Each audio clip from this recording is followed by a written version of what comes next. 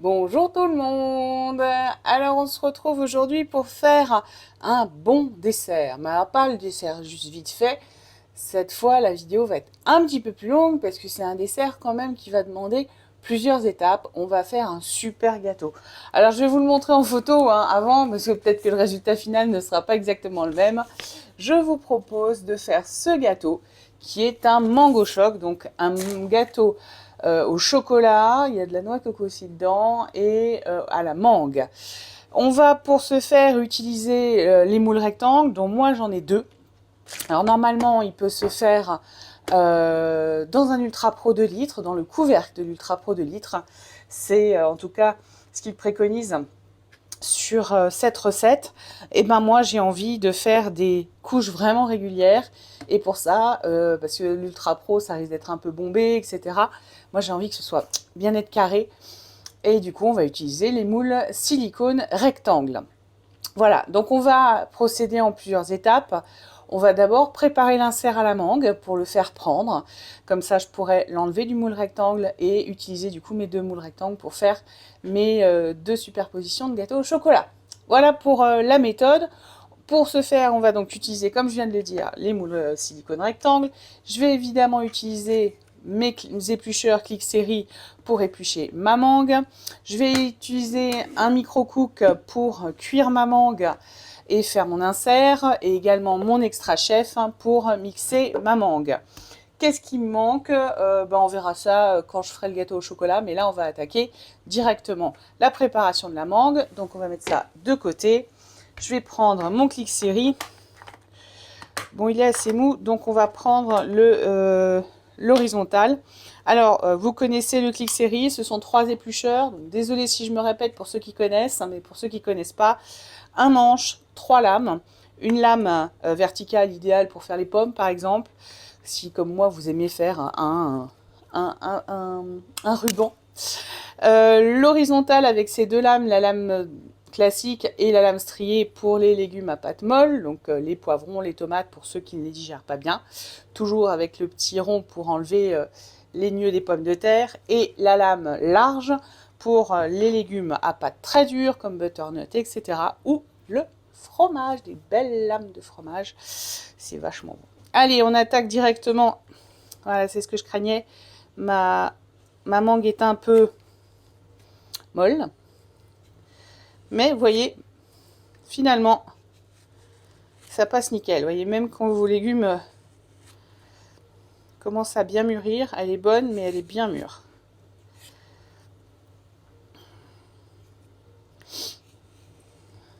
Hop. On va venir couper la moitié de cette mangue en petits dés. Et l'autre moitié, on va venir la mixer dans notre extra chef. Je vais la poser parce qu'elle me glisse dans les doigts.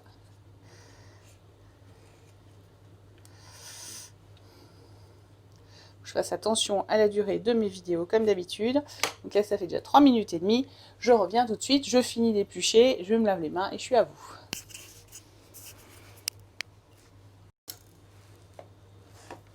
Je suis de retour, ça y est. Donc là, j'ai sorti mon couteau du chef et je m'attaque à découper ma mangue. Donc j'ai déjà coupé les deux bords. Attention les doigts, je préviens. Je dis ça, mais je suis encore capable de me couper moi-même. Parce qu'ils coupent vraiment très très fort. Ils sont tous livrés avec un fourreau. Pour que justement, si vous jamais vous les rangez dans vos tiroirs, et bien comme ça, vous ne vous coupez pas. Moi, je les ai dans un pot et je vous garantis que même pour les protéger, pour protéger la lame, le fourreau, c'est top. Et qui c'est qui va lécher le noyau de la mangue après? C'est moi. Allez. Eh ouais, c'est l'avantage de ne pas avoir d'enfants à la maison, c'est que les côtés, les côtés gourmands d'une recette, eh ben, on se les garde pour soi. Voilà, donc là, je vais garder ça coupé en petits morceaux. Non, on va garder ça, on va tout de suite le mettre dans notre extra chef plutôt. On va également venir y rajouter cette partie-là pour bien la mixer. Et on va faire des petits dés avec l'autre. Ah, vous voyez, comme elle est molle, il y a des morceaux qui ont eu qui sont pas complètement partis. Donc le couteau pour ça, vous voyez, ça glisse tout seul. C'est vraiment top. Donc là, on va venir vraiment faire des tranches toutes fines. Et ça va tout seul, même si la mangue elle est molle. C'est du bonheur. Alors, je vais prendre d'abord les bouts qui sont petits. Bon, je ne vais pas vous garder pendant tout le temps que je vais couper des petits dés de mangue. Par contre, ensemble, c'est bien le tablier pour s'essuyer les mains.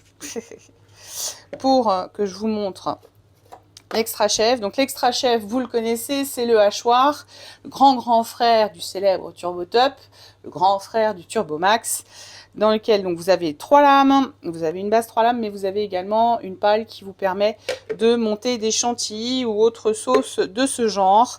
J'en connais même qui font des pâtes à gâteau dedans. Vous pouvez faire vos macarons également, votre macaronnade dedans sans aucun problème.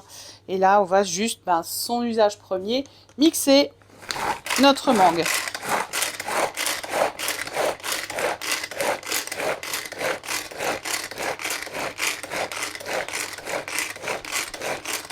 On va en faire une vraie purée.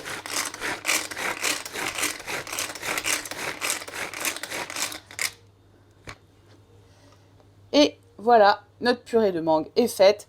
Je vais finir les petits dés et je vous retrouve tout de suite. Alors en réécoutant la vidéo juste avant, je me suis rendu compte que je vous ai dit une connerie. Si, je le dis clairement.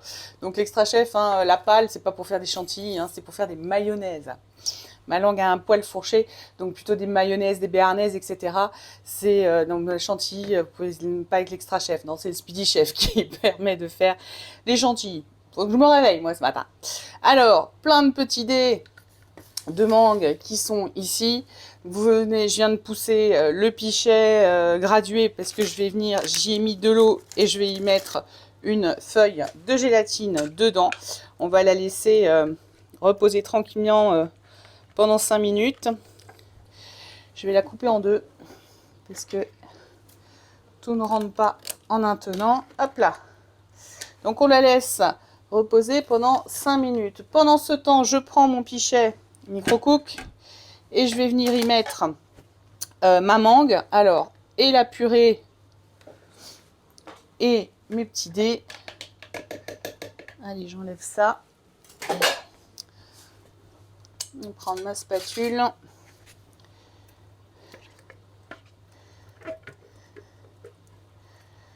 Et on va venir la chauffer pendant 3 minutes au micro-ondes.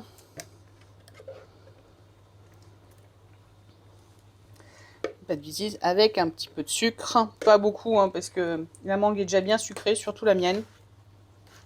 Donc si je ne fais pas de bêtises, mettez la mangue avec le sucre dans le pichet micro-cook. Alors, il faut... Alors, c'est du sucre glace ou c'est du sucre? Non, c'est du sucre tout court. Donc là, j'ai une cuillère mesure de 50 ml. Ça y va direct. Et on va venir y rajouter également nos dés de mangue.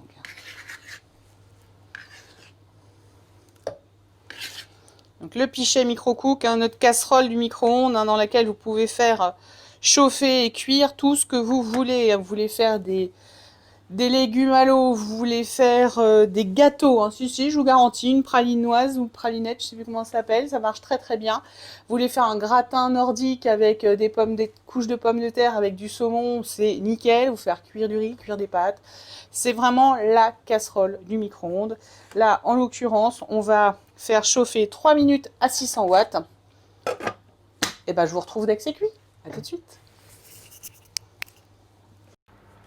Alors notre mangue a fini de chauffer, on va venir récupérer notre feuille de gélatine que j'ai coupée en deux et on va venir la mélanger comme c'est chaud dans notre compoté.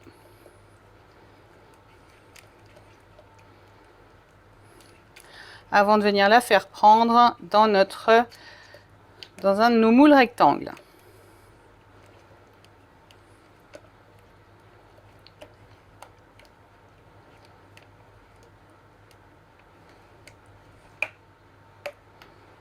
Voilà. Elle a déjà fondu.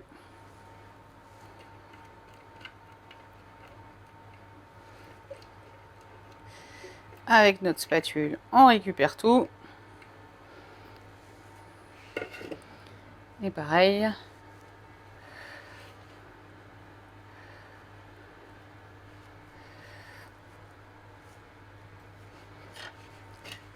On remue un peu.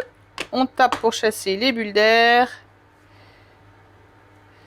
Et on va laisser prendre tranquillement. Hein, il ne le précise pas, mais moi je vais le laisser prendre tranquillement au frais. Et ben on se retrouve tout à l'heure pour faire nos gâteaux au chocolat. À tout de suite.